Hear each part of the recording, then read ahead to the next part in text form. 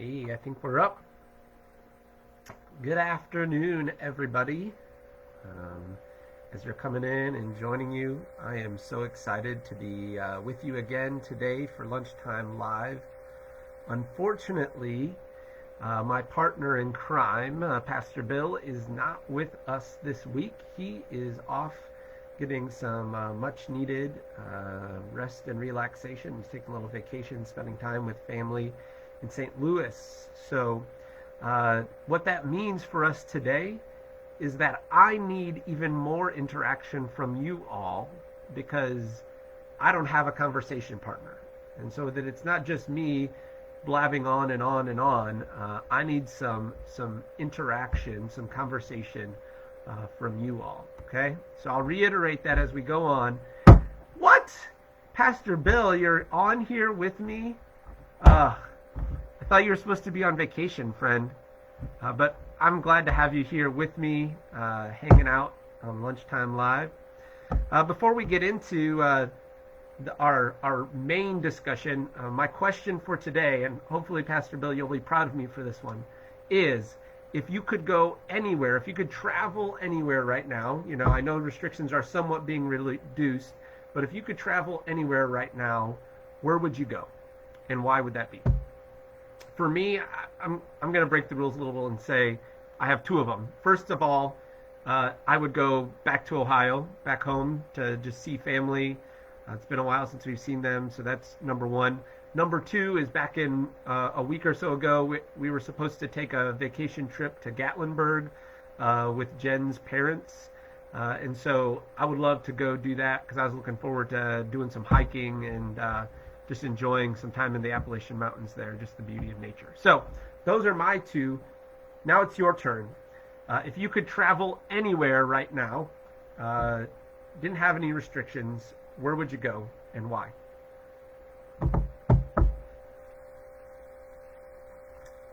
Pastor Bill says Aruba. Yeah, I know exactly why you're going to go to Aruba, but you would, if you went to Aruba, you'd have to promise, like I told you, to come back. So,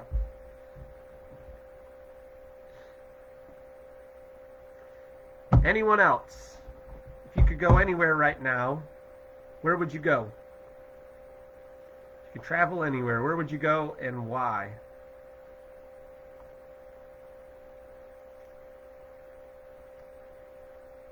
Chris Schutte would go to Walt Disney World. Really? Okay. You may be surprised to know this, but I have never been to Disney World. I know. Put up the emoji with the big open mouth. I have never been to Disney World. I've been to Disneyland, but never Disney World. So if you're just joining us, we're just having some fun conversation to start off here. What, if you could travel anywhere right now, where would you travel and why? So if you could travel anywhere right now, where would you travel and why? I need you to communicate with me, people here. Put it in the comments. Where would you travel and why?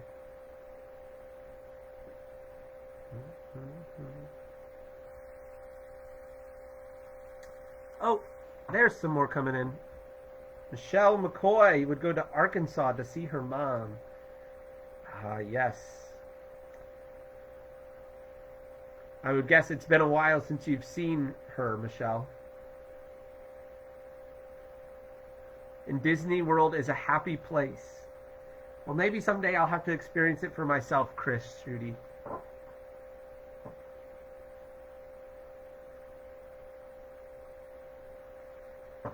So once again, if you're just joining us, I am by myself today because Pastor Bill is getting some much needed rest and relaxation, though he's joining us in the chat. So what that means for you all is that I need your participation in the comments even more so today, because otherwise it's just me talking on and on and on, and nobody really wants that. Okay, so I need you to be in conversation with me online in the chat, and I'll do my best to follow that. Amy Yusko would go to Hayward, Wisconsin to do some amazing fishing. Ooh. So there's some awesome fishing in Hayward, Wisconsin. Okay. Donna Spinner to Pennsylvania to attend her oldest grandson's high school graduation. Wow. That's a hard thing to miss, Donna. That is a hard thing to miss. Jen Ostermeyer would go to her sister Barb's to help her shop. Okay. Because she has cancer and staying out of stores. Andrea Gerhard wants to go to the beach. I think that's always a good choice, especially now that it's getting warmer out. Awesome. Well, hey guys, I think we're going to get started. Thank you. If you want to continue to post, if you're just getting on, I asked the question, the fun question to start off with. If you could travel anywhere right now, where would you travel and why? So please put that in the comments. Join with us. I'm by myself today, so I need your interaction more than ever in the comments. So we are going to be continuing on with Habitudes. Remember, we're traveling through these by Dr. Tim Elmore. You can get these books for yourself. We even have some copies if you want to purchase one here at the church. But they're leadership principles that are described, laid out with kind of a visual, an image to kind of teach those to us and help make those sticky. And today, what we're going to be talking about, if you've saw my post and kind of that is the Indian talking stick, and this can be really helpful altogether with leadership. This is such a vital leadership principle, but also, I mean, especially in the midst of conflict, the Indian talking stick is so valuable of an instrument to realize and to know. So here's kind of the idea behind the Indian talking stick, so that there's kind of stories told of Indian tribes when they're these chiefs that were warring against each other, these tribes that are warring against each other. The chiefs are getting together. There's this conflict. There's a lot of tension. And when they start to get together, someone pulls out this stick. And what this stick is a talking stick. And so the principle behind this stick is that only the person that is holding the talking stick is allowed to talk. No one else can talk at that time. They just have to listen. And the person with the talking stick keeps the talking stick, and only they are allowed to talk until they feel like they are completely understood by the rest of the group. The only exception is if that person decides to hand the stick off to someone else so that they can clarify and kind of respond back to make sure that they're understanding what that person is saying. And so when that happened, when that person's allowed the space to be able to talk until they're understood, it disarms kind of the conflict, the tension. When you feel understood, right? It kind of takes down the tension or the anger or the frustration that you're feeling. And then also it helps as everybody's able to talk about, their side of that. It allows for you to kind of get to the root of the problem. And so really the Indian talking stick reminds us that wherever God has placed us to lead, and remember, this is a principle we want to keep lifting up to you, that even if you don't think you are a leader, right? Even if you don't have an official title, to lead is to influence others. And we all have influence over others. And so we're all called to be leaders. And so the question isn't, am I a leader? It's how am I leading? And so that's why we want to continue to work on these leadership principles and look at them in the places where God has put us to lead others. But the principle of the Indian talking stick really teaches us that we need to seek to understand others before we seek to be understood. That first we need to be ready to listen, to hear others out, to help them feel understood, so that before we seek to jump in and make sure they understand our point of view, before we try to make our point of view known. Now, I would say this isn't natural to us, right? We all we want to be heard. A lot of us just naturally, we think our opinions are the right ones naturally, and we want to make sure everybody knows those and knows what's right in our mind. And And so this is something we have to intentionally seek to do. Now, one of the things I found that was really helpful in here is it talked about poor listening habits that many of us have, right? That sometimes we can think that we're listening, but we're not actually listening well, right? We might be hearing what the person's saying, but we're not really listening. And so I wanted to read through this list of poor listening habits, and I want you to be listening carefully, and I want you to share in the chat that which one of these poor listening habits is the thing that you often fall prey to the most. Okay, so there's first is judgmental listening, jumping to conclusions about the speaker. Selective listening, only hearing what you want to hear. Impatient listening, finishing other people's sentences, interrupting them. Egocentric listening, thinking about what you'll say as others are talking. Patronizing listening, pretending to listen but really off in your own world. And stubborn listening, listening but not open, your mind is already made up. So please comment in there which one of these, or which one of these, one or two or three or whatever, do you struggle with? If you're willing to be that vulnerable. I would say for me, I fall into probably all of these at some point in time. Impatient listening, I struggle with. Also egocentric, right? Where I'm thinking of what I'm going to say while the other person's talking. And because I'm thinking of what I'm going to say, I'm not actually listening or seeking to hear and understand the other person's point of view. I'm just thinking about what I'm trying to say. So comment, what are the ones you struggle with? So that's judgmental listening, selective listening, impatient listening, egocentric listening, patronizing listening, or stubborn listening. Donna Spinner also struggles with what I struggle with, of thinking what I want to say next.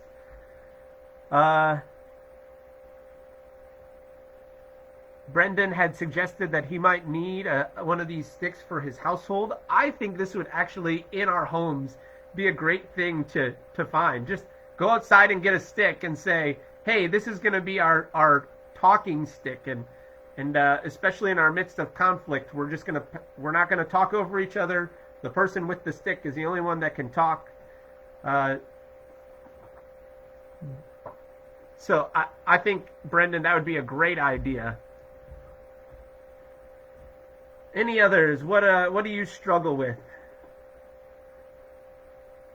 Pastor Bill says talking is so much easier than listening. Yes, Pastor Bill, that is true. But it's good for us to listen. Patronizing and egocentric from Chris Schutte. Selective listening, Michelle.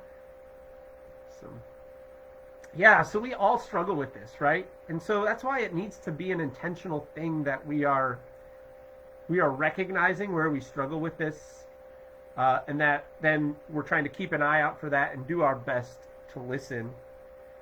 You know, one of the things that a few things to help us learn to listen is, I think some great things to show that we're listening well is to have eye contact with people, to make sure that we're not, thinking about what we're going to say next. And sometimes I think because we have trouble with silence is why we like to think about what's coming next, right? Because I want to be able to respond right when that person's done, instead of I'm going to listen and hear.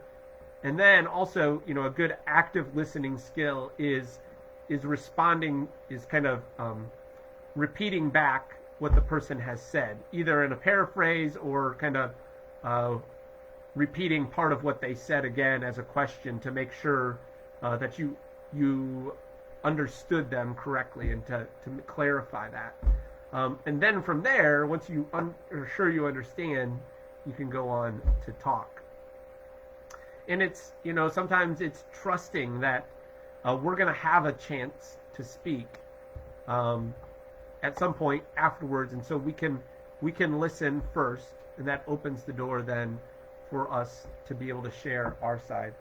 I think another piece is being genuinely curious, and part of that comes in with asking good questions, right? That we don't just stay on the surface, but when someone says something and we need some clarification, or there's something more to that, or makes us go, huh, that we then ask a question to follow up, to kind of dig a little deeper. It's recently, kind of a few months back, January, our staff had something, and we talked about the difference between painters and pointers. That there's people that will talk and talk and talk and talk until they've kind of given you the whole picture of what they're trying to say. And then there's those people like me. I'm a pointer. Pastor Bill's a painter. I'm a pointer that says, you say something and I say, and I have to think about it and process it, and then I'll give you the point. But sometimes you need to double click, right? That you need to double click. Okay, what do you mean by that? And it's getting deeper with those people. Going back to some of our comments, Amy said it depends on the person I'm listening to, and that is true. I think depending on the people that are there before us, depends on how well we listen or not listen. I think sometimes it's also too, how much capacity do I have? Is my emotional fuel used up? Because if so, it's harder for me to listen when my emotional fuel is all used up than when I'm filled up with emotional fuel. Going back to a concept we talked about the other week. Fear that I'll say the wrong thing, Pastor Bill says, and awkward silence. Yes, Pastor Bill, I know that you fear silence. But silence is a good thing. Silence opens up conversation. Repeating back what is taught to some of us young parents long before you were born. Oh, sorry. Donna Spinner said that repeating back is something that was taught. Yes, and that's a good skill. So, the question then becomes, how are we doing this in the places where we are, right? So whether it's in your family, how can you better seek to listen to others, to seek to understand before you're understood. And as I said in that beginning thing, I think really this can help reduce our conflict, right? That a lot of conflict comes about because I'm making assumptions about someone else or about their motives, or I'm assuming that this is what they're thinking, right? And or it comes about because I think they're saying one thing, but I'm not really listening, and so I jump to conclusions and then I react back. Whereas if I come into these conversations, any conversation, and my first goal is always to listen, to seek to understand. Scripture says, be quick to listen, slow to speak, slow to anger, right? If I'm quick to listen and I seek to understand, that reduces some of that tension right away, and it helps me to clarify and be able to respond in a helpful way. And so I think, and then in the midst of conflict as well, it reduces the tension. So what are the ways that you can figure out, or that you can better work on listening to others? I guess maybe a question is, what area of life, since Amy Yusko brought that up, of there's different people that I might listen to better or worse than others, where do you think you struggle to listen to people the most? Is it in your family? Is it at work? Is it with strangers? Is it where is the place that you think you struggle most with listening well?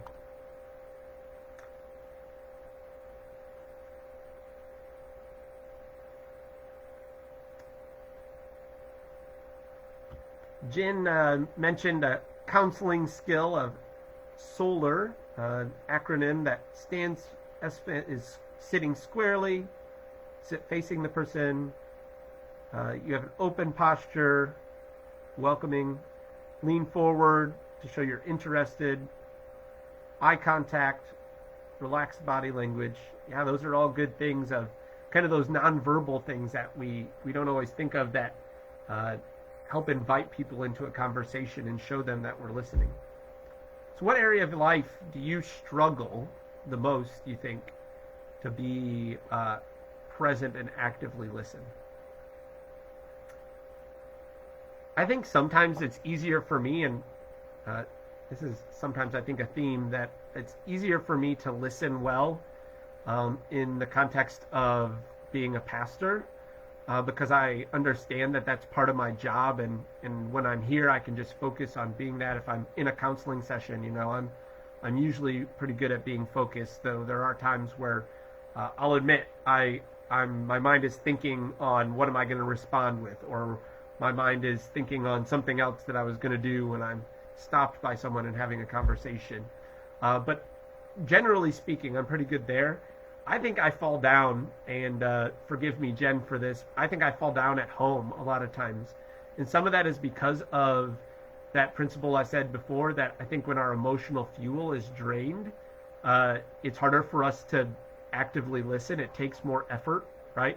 And when I've spent a day actively pouring in energy to listening to people and doing ministry, sometimes the reality is my family gets the leftovers, and so I have to figure out a way for myself to reset and refresh and let go of the things from ministry, so that when I come home I can be ready and present with my family. This is something I've struggled with, and I think that it's just when you realize that you struggle, it's figuring out, okay, how can I do better? Where can I fill up? And so for me, it's trying to figure out how can I reset, fill up the fuel tank a little bit before I come home so that I can be present. Jen, you said family because the outcomes of conversations are predictable. Yeah. Other people, where's the place that you struggle the most?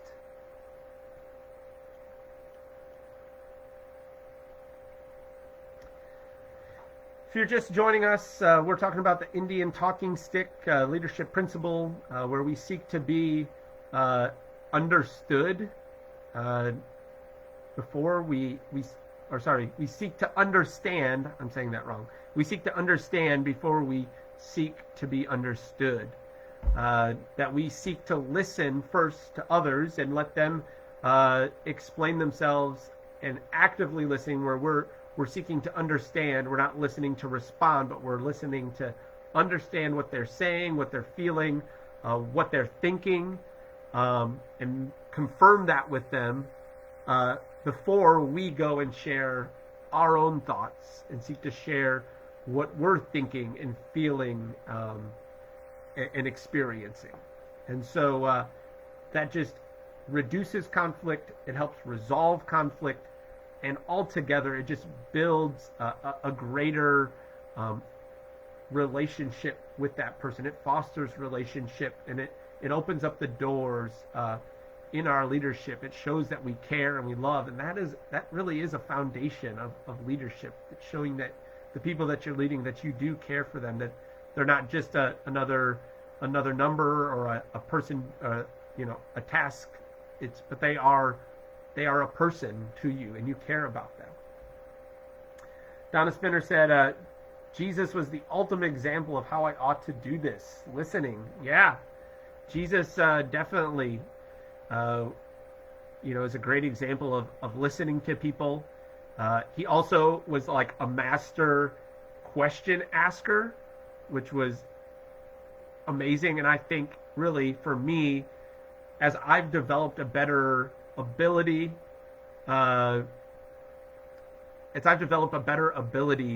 to ask questions, it has really opened up conversations for me with people and fostered that active listening.